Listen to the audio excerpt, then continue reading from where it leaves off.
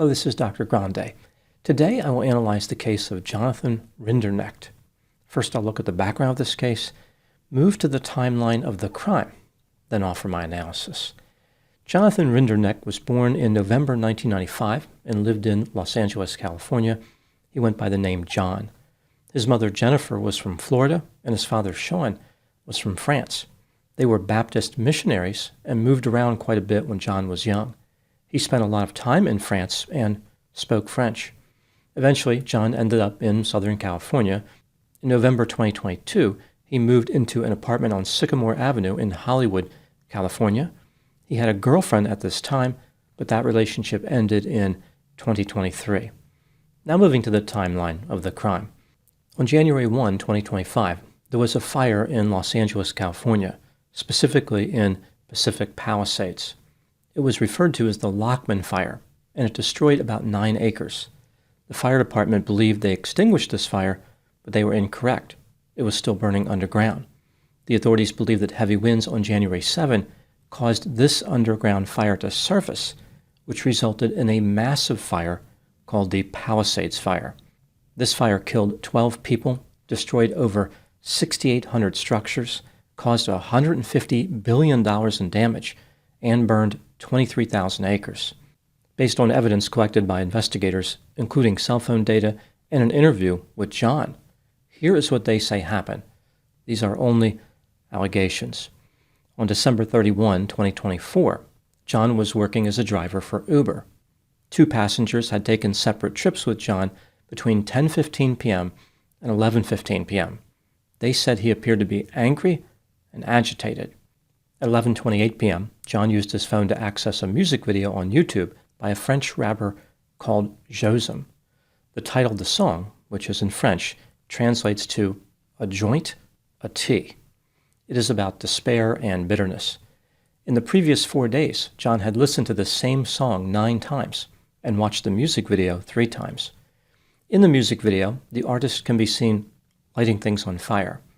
At 11:34 p.m., John drove onto Palisades Drive in the Pacific Palisades, dropped off a passenger, and continued driving east. He made his way to the Skull Rock Trailhead, arriving at 11:38 p.m.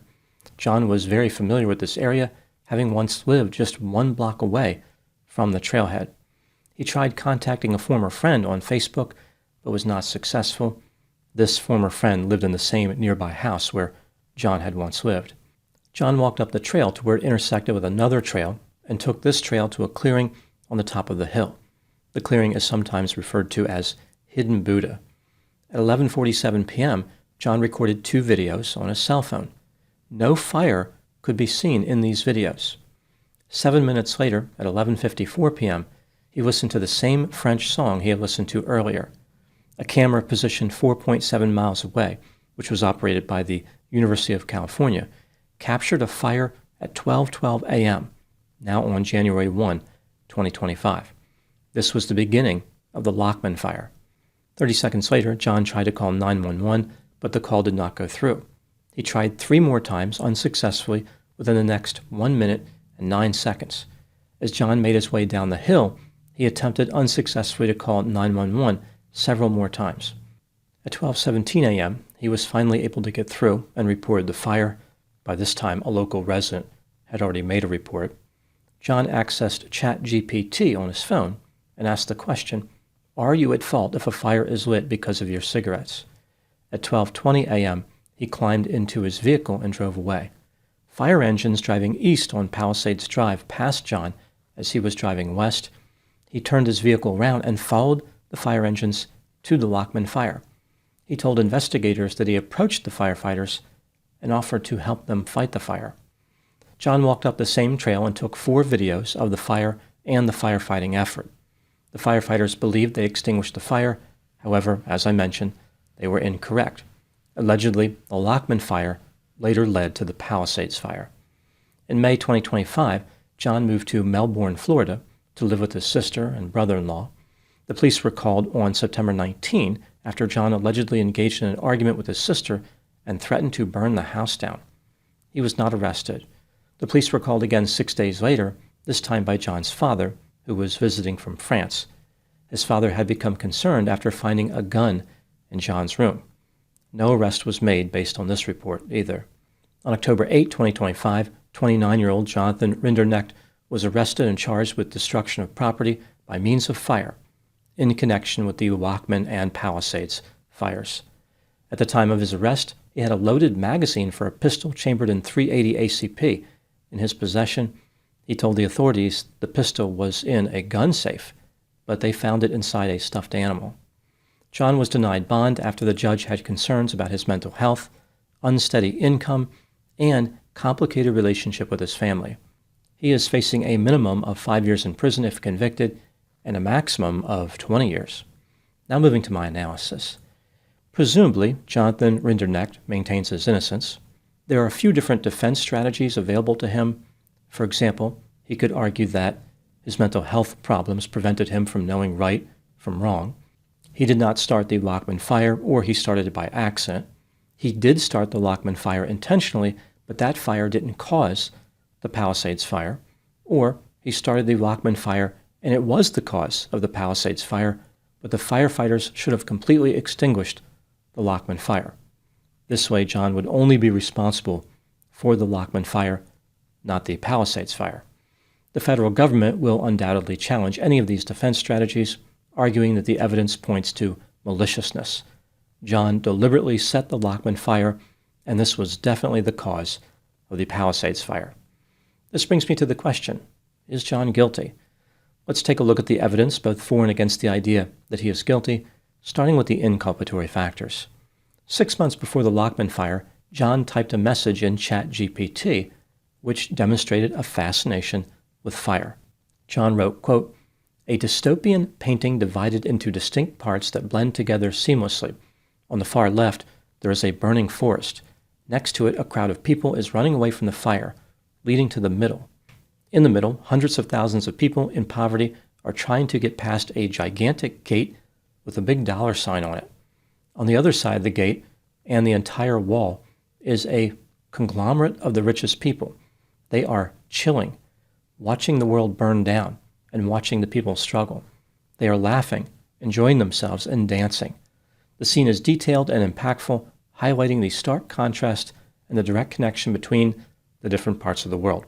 Unquote. In response, the AI chatbot generated a disturbing image consistent with John's statement.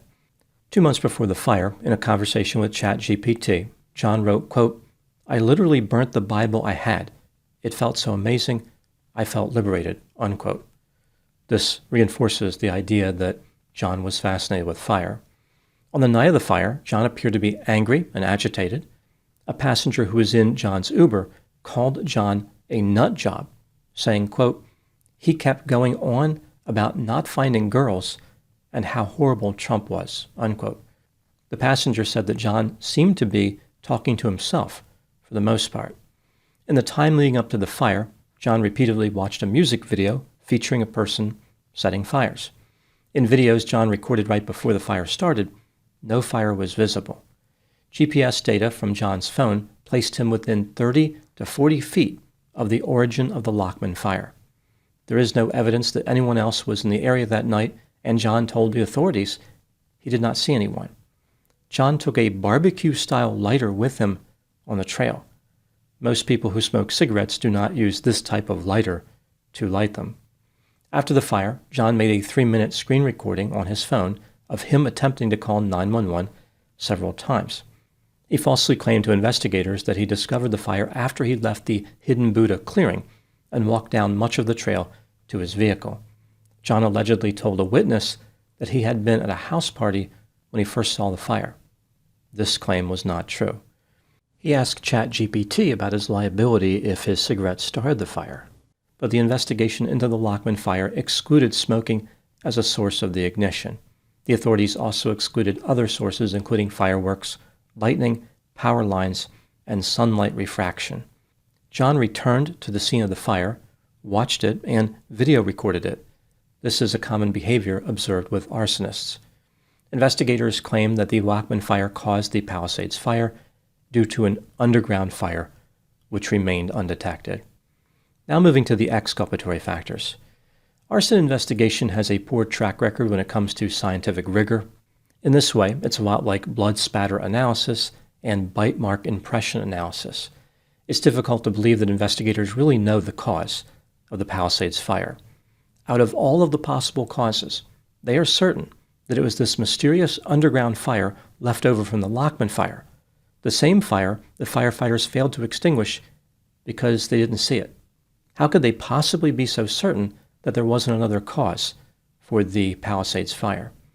Assuming that John did set the Lockman fire, and this caused the Palisades fire, when does his liability end?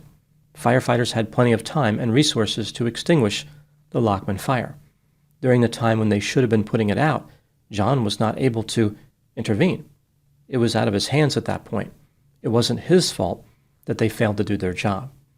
Immediately after the fire started, John asked ChatGPT about his liability for starting a fire with cigarettes.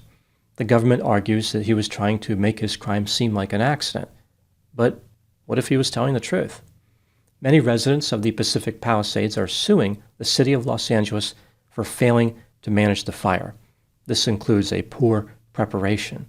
The city's liability will be greatly reduced if they can prove a criminal started the fire.